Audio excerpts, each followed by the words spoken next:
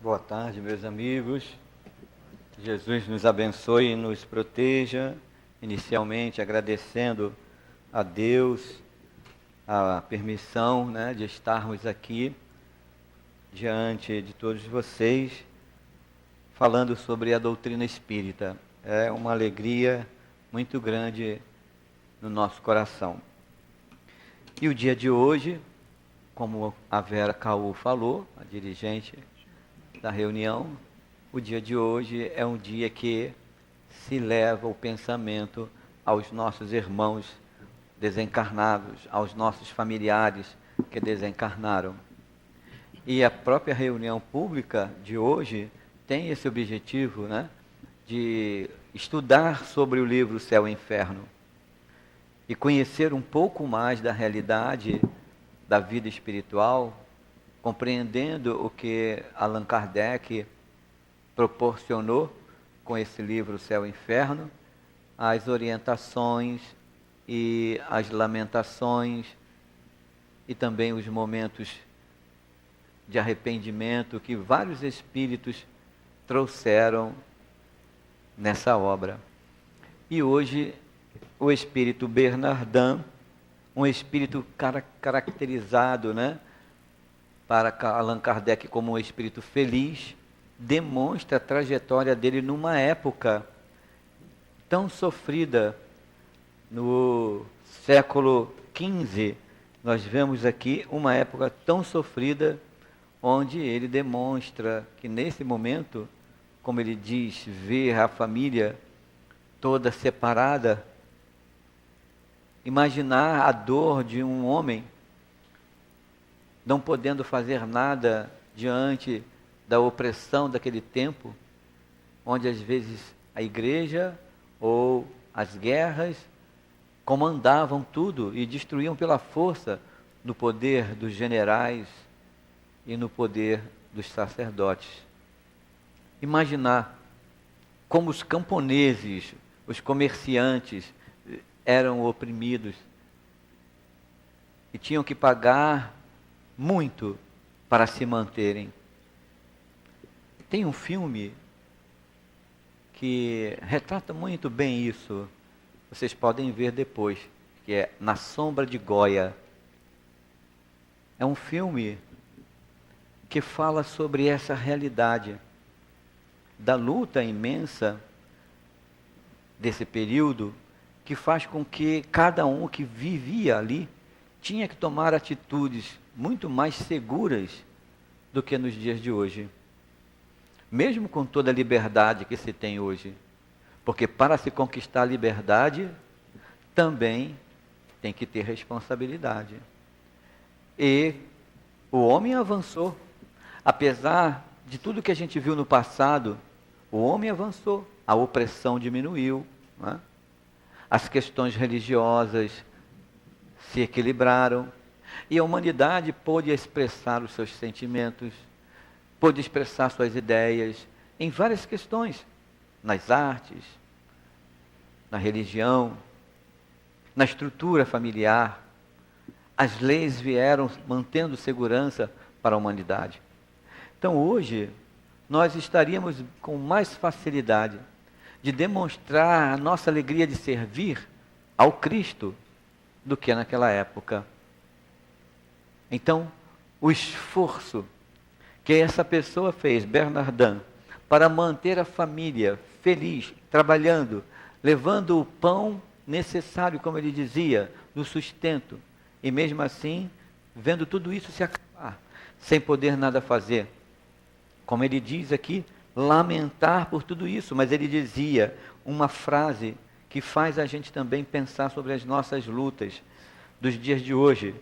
Ele dizia assim, porém eu amava o meu verdadeiro Senhor, e quando aquele que me afligia na terra aumentava o meu fardo de dor, eu dizia, meu Deus, dai-me forças para suportar este peso sem me lamentar. Imaginar o que é entrar numa casa de um homem trabalhador, olhar uma filha e um soldado, um general de uma tropa pegar e levá-la. Pegar o nosso filho e levar para lutar nas guerras. Serem condenados, enforcados, em praça pública, mesmo sendo inocente, por atos que eles não cometeram. Imaginar a dor de ver uma despedida de um filho assim, de uma filha assim, depois abandonada. E o que fazer? Então, nos dias de hoje, as nossas dores são bem menores com relação a isso, com relação à opressão. E hoje, os nossos filhos se vão, né? Com 15 anos, 6 anos, estão entrando para a faculdade e estão indo embora, asas, com liberdade. E se fazem isso com uma estrutura organizada, podendo dar a eles condições de terem suas asas e voarem com liberdade, com honestidade, com dignidade, o quanto é bom para nós, enquanto pais, né? E o que será quando nós vemos um filho ou uma estrutura familiar que se destrói, ou não acredita em nós como pais? Quem serão esses espíritos, nossos filhos? Que muitas vezes na rebeldia não aceitam tudo o que estamos fazendo por eles. Mas será que talvez nós não tenhamos tirado eles das alegrias dele com os seus pais? E talvez, será que num processo reencarnatório de alguns séculos, 2, 3 séculos, nós talvez não estejamos voltando e tentando dar àquele espírito que nós destruímos as possibilidades deles, e hoje, com toda a condição de fazer isso, eles não acreditam, não aceitam, e nós fazemos de tudo, porque estamos arrependidos, e nós colocamos meu filho, né? Fazemos tudo por isso. Será que não é a nossa própria culpa? E por que por um filho faz? Tem 5 filhos, por um faz, por 2 faz, e os outros 3 a gente não consegue fazer. Tenta às vezes as mesmas possibilidades, porque a luta pessoal, nas diferenças daqueles filhos que chegam, que são espíritos, e a gente luta por isso, para ver igualdade para eles. E os nossos corações apertam. Reencarnação. Bendita reencarnação. Maravilhoso, não é? Possibilitando a gente demonstrar aquilo que no passado nós não conseguíamos. E estamos avançando. Então são possibilidades de enxergar na vida de hoje a alegria de ultrapassar um passado sofrido. Mas olhar Bernardin, já vivendo naquela época e tendo conseguido fazer o que podia por aqueles filhos, demonstrando dignidade aos filhos, e mesmo assim vendo eles saírem de casa dessa forma, arrastado pelos soldados, as filhas, comandantes de tropas, generais levando os seus filhos, e vendo a vida ser destruída, mas a resignação, o entendimento do sentimento do Senhor, das palavras de Jesus, quando se fala sobre o arrependimento e quando se fala sobre o perdão, mostrando que a felicidade não é deste mundo. Não procureis o reino dos céus na terra, não é isso? Não procureis em lugar nenhum, porque não iremos encontrar, mas procurai o reino dos céus dentro de vós. Saber olhar e sentir as palavras de Jesus, para aquele tempo, tem que ter muita resignação. Nos dias de hoje, qual seria o nosso comportamento se alguém chegasse e levasse nossos filhos, né? Como seria? Então nós estamos tendo tempo, nessa encarnação, de nos posicionarmos diferente, no cuidar da família. Nós estamos tendo tempo nessa encarnação de ter expressão, liberdade de expressar os nossos pensamentos e sentimentos em torno da vida espiritual, do amor de Jesus. E que a doutrina espírita vem claramente abrir os nossos olhos. Mas cego é aquele que, quando está no escuro, a luz se acende e ele continua sem ver, sem enxergar. Mas cego é esse, porque a luz trazida por Jesus abriu os olhos dos homens, mas ele dizia: tenho muito a vos falar, mas não conseguem ouvir. Na realidade, ter olhos de ver e ouvidos de ouvir é o sentimento e a percepção que o Cristo demonstrou de realidade do reino dos céus, que os homens não enxergavam. Tem uma frase bonita de Jesus que é profunda, quando disseram que Jesus não vinha da parte de Deus, porque ele não seguia certos conceitos que estavam desde a época de Abraão. Abraão, Isaque, Jacó, Israel, as 12 tribos de Israel, depois a escravidão no Egito, Moisés libertando as 12 tribos de Israel, Moisés vindo, trazendo esses conceitos todos desde Abraão, unificando com o único Deus, terra de Canaã prometida, encontrando-se a terra, o povo então se espalha novamente como o povo hebreu. 1500 anos depois de Moisés, Jesus tinha que cumprir as informações desde Abraão, trazendo a trajetória do povo hebreu, do povo judeu. E Jesus disse assim para ele: antes que Abraão existisse, eu já era. Olha só que profundo. Abraão, quase 6.000 anos atrás. Antes que Abraão existisse, eu já era. Falou isso para os fariseus, os homens da lei, aqueles que lutavam pelos conceitos judaicos. Porque Jesus trabalhava no sábado. Olha só. Curar no sábado. Reunião pública no sábado hoje não tem problema, né? Evangelização no sábado hoje não tem problema para nós. Mas tem muitos conceitos, como existe o adventista do sétimo dia, os nossos irmãos, que entendem desde a época de Abraão que o sábado foi tirado para o descanso. Porque Deus fez o mundo em 6 dias, no sétimo dia, que é o sábado, descansou. É um conceito. E esses conceitos, Jesus demonstrou claramente a possibilidade de amar em todo o tempo. Então ele curava as pessoas no sábado. E os fariseus achavam que isso não era correto. Era uma coisa que ele não estava respeitando. E ele disse muito bem assim: então, se um animal cai no fosso, no sábado você não tira o animal?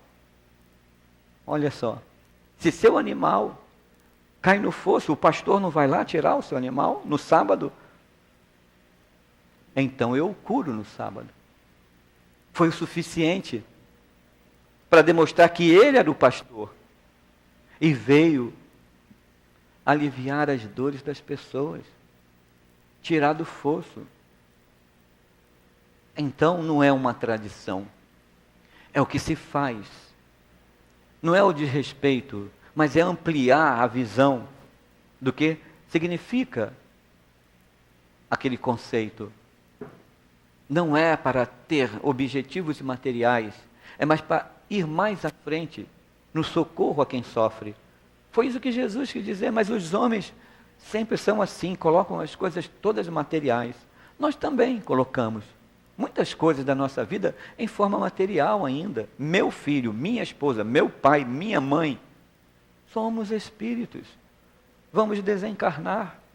Vamos aprender quando desencarnar, que já fizemos isso várias vezes, quem foi aquele grupo familiar que nós recebemos como pai, mãe, irmãos, filhos, esposa. Por que necessidade de estarmos juntos numa existência? Recebemos aqueles espíritos. Qual a necessidade de retribuir, de pedir perdão, de amar, de ter união, arrependimento, conciliação, trabalharmos juntos, sermos felizes juntos? E depois vamos desencarnar. E vamos descobrir que essa estrutura familiar foi temporária. E que depois vamos escolher, numa nova existência, partilhar na convivência com outros espíritos, que precisamos estar juntos para o nosso progresso. Aprender que alguns vão reencarnar e nós vamos ficar desencarnados. E que esses que reencarnarem vão ter uma estrutura familiar. E nós vamos ficar vendo eles, que nós amamos, na encarnação, eles avançando e a gente desencarnado. Alguns dos nossos familiares já retornaram para a pátria espiritual e, de acordo com a condição de cada um deles, também vão ser enquadrados em espíritos felizes, arrependidos, sofredores. Qual a condição de cada um do nosso familiar que retorna para o mundo espiritual? O que cada familiar nosso desenvolveu na Terra, na encarnação, como diz Bernardin, que caracterizou ele? Resignação, benevolência, indulgência, amor ao próximo, trabalho no bem, amizade na família, unir aqueles que estão ao nosso redor. Qual dos nossos familiares que viveram isso efetivamente?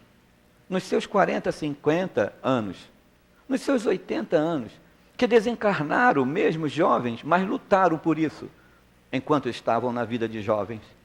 Quem são esses espíritos que vivem assim e retornam para o mundo espiritual? Tenham certeza que se eles fizeram isso, são bons espíritos. São bons espíritos. Se eles lutaram por esse amor, são bons espíritos. Mas se não lutaram, se buscaram as coisas materiais, efêmeras, passageiras, as paixões, as lutas de poder, ainda que o ser humano vive, se eles pensaram assim, essas ideias permanecem na realidade de vida espiritual. E se nós estamos buscando a doutrina espírita que nos esclarece, que abre os nossos olhos para não sermos cegos diante da luz, que Jesus trouxe e a doutrina espírita mostra claramente, se nós não ajudarmos a eles, que retornam para o mundo espiritual com o conhecimento que estamos adquirindo, irradiando para eles esse conhecimento, irradiando para eles possibilidade de socorro, de transformação, de ideias mais seguras da vida espiritual, entendendo todo o panorama da reencarnação e sabendo fazer novas escolhas, saindo da tristeza, saindo da angústia, na realidade de vida espiritual e encontrando paz, amizade, encontrando o amparo de bons espíritos da casa espírita, espíritos que estão socorrendo e amparando. O que não será tão bom uma prece de cada um de nós para eles? Mas se eles foram aqueles que conquistaram essa classe de espíritos felizes, porque demonstraram isso na encarnação, eles podem estar bem, né, no mundo espiritual. Se eles efetivamente fizeram por merecer, quando encarnados, e eles podem vir nos ajudar. É um pai, mãe, um amigo, que conseguiu viver isso na vida física e vai continuar, como Bernardin continuou. Nas perguntas que vêm a seguir, que é o momento da evocação, ele demonstra nas perguntas a clareza disso, porque ele lutou numa encarnação demonstrando esse amor. E ele diz, na pergunta, em que época viveste? Em 1400, 1460. Tiveste outras existências depois? Sim.